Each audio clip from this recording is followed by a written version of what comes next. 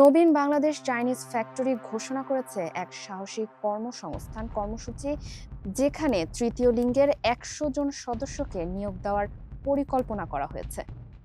এই উদ্যোগের মূল লক্ষ্য শুধু কর্মসংস্থানই নয়, বরং এলাকায় চাঁদাবাজি প্রতিরোধ এবং সামাজিক নিরাপত্তা জোরদার করা।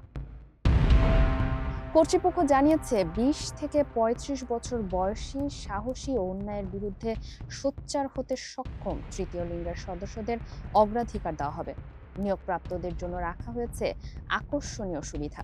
মাসিক ১৫,০০০ টাকা বেতনের পাশাপাশি থাকবে বিনামূল্যে থাকার ব্যবস্থা, প্রতিদিন একবেলা খাবার, বছরে ২টি বোনাস এবং সাপ্তাহিক ছুটি।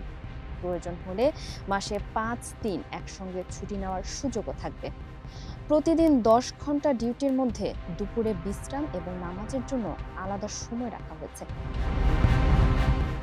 আগ্রহী প্রার্থীদের আগামী ৮ এপ্রিল তারিখের মধ্যে সরাসরি যোগাযোগ করতে অনুরোধ করা হয়েছে।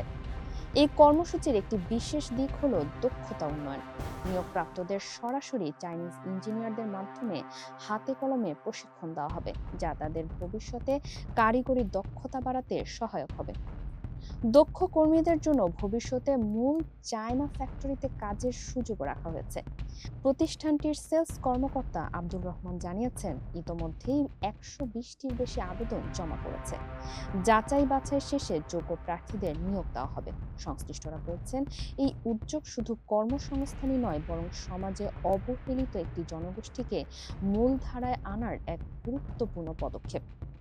ফারিক আহমেদ, মানবকণ্ঠ।